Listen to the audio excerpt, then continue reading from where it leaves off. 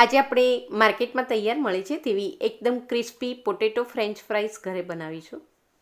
આ potato fries આજે આપણે એકદમ અલગ રીતે બનાવીશું. એને ક્રિસ્પી બનાવવા માટે રાઈસ ફ્લાવર કે પછી કોર્નફ્લોરનો ઉપયોગ બિલકુલ નહીં કરીએ. ફ્રેન્ચ ફ્રાઈસ માટે અહીં મેં માર્કેટમાં જે લાલ કલરના બટાકા મળે છે તે લીધા છે.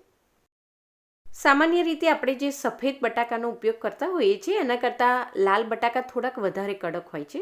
એને તમે જ્યારે પાણીમાં બોઇલ કરો કે પછી તેલમાં ફ્રાય કરો ત્યારે એ જલ્દી ઢીલા નથી પડતા.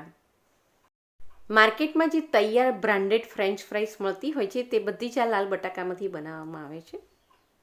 તો સૌથી પહેલાં આપણે આ બટાકાની છાલ ઉતારી લઈશું. આ લાલ બટાકાની એક ખાસિયત એ છે કે એને જો તમે નોર્મલ રૂમ ટેમ્પરેચરમાં રાખો તો એ જલ્દી ઢીલા પડી જતા હોય છે, એટલે એને તમારે ફ્રીજમાં સ્ટોર કરવા પડે છે.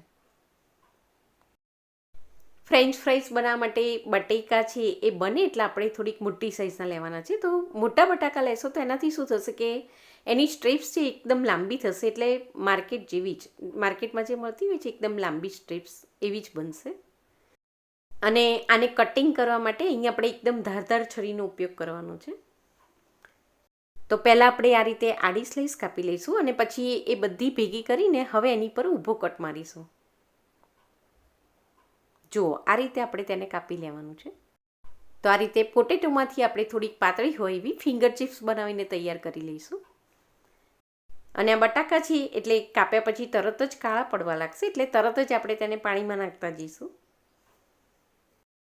માર્કેટમાં સ્લાઇસ બનાવવાનું કટર પણ તૈયાર મળતું હોય છે, બોક્સવાળું, પણ એમાં તમારે બહુ પ્રેશર આપવું પડે છે. પણ છરી વડે તમે કાપી લેશો તો પણ આ ખૂબ જ સરસ એકદમ માર્કેટ જેવી તૈયાર થઈ જશે. તો આ રીતે બધી જ સ્લાઇસ એક સાથે કાપીને આપણે તેને પાણીમાં નાખી દઈશું. તો અહીં મેં બિલકુલ સાદું જ પાણી લીધું છે ને પાણીમાં આપણે બિલકુલ મીઠું પણ નથી નાખવાનું.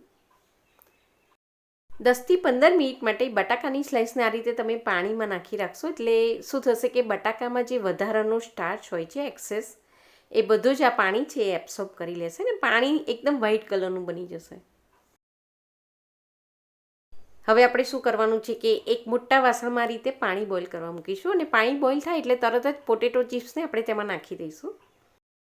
તો અહીં પોટેટો ચિપ્સને ગરમ પાણીની અંદર આપણે ફક્ત 2થી 3 મિનિટ માટે જ બોઇલ થવા દઈશું. અને બીજી બાજુ અહીં મેં બરફનું એકદમ ઠંડુ પાણી બનાવીને તૈયાર રાખ્યું છે. તો આ ચિપ્સને મેં 3 મિનિટ માટે જ બોઇલ થવા દીધી છે ને હવે તેને તરત જ હું ઠંડા પાણીમાં ટ્રાન્સફર કરી દઉં છું.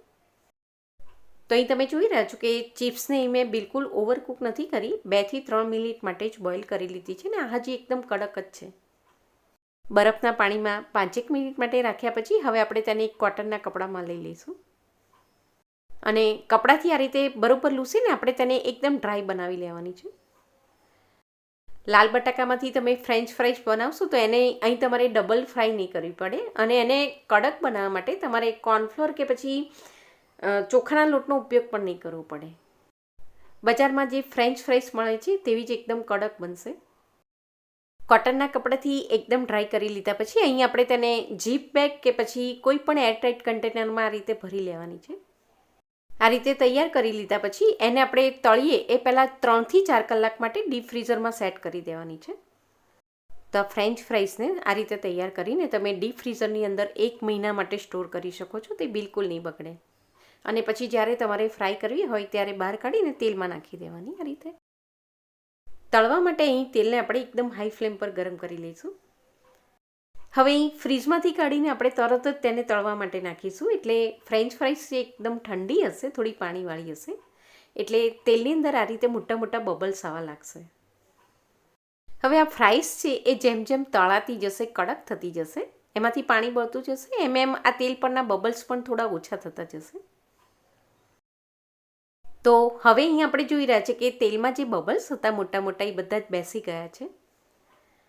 અહીં આપણે જોઈ રહ્યા છીએ કે એકદમ કડક થઈ ગઈ છે ને પહેલાં કરતાં એનો કલર પણ થોડો ડાર્ક બની ગયો છે.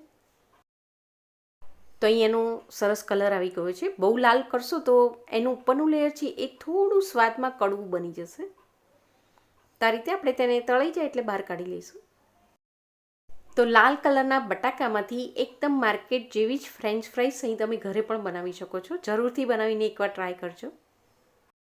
આની પર થોડું મીઠું સ્પ્રિંકલ કરીને આપણે તેને ગરમા ગરમ સર્વ કરીશું.